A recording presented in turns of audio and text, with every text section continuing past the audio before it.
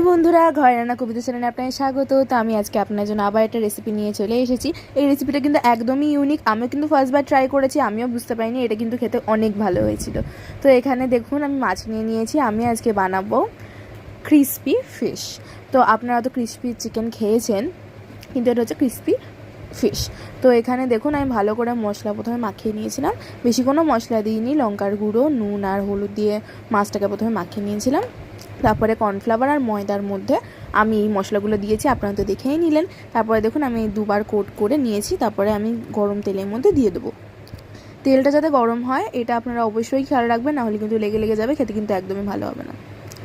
এর কিন্তু প্রায় আমি মনে হয় 15 মিনিট ধরে ভেজেছি, আর এটা কিন্তু খেতে খুবই ভালো হয়েছিল। আপনারা অবশ্যই ট্রাই করবেন। এক থালা ভাত কিন্তু এটা দিয়েই খাওয়া হয়ে গেছিলো, আর এটা কিন্তু খুবই মুড়মুড়ে হয়েছিল। আর যারা এখনও আমার চ্যানেল সাবস্ক্রাইব করেনি অবশ্যই সাবস্ক্রাইব করে দেবেন, আর পাশে থাকা বেল আইকনে ক্লিক করে দেবেন, আর অবশ্যই লাইক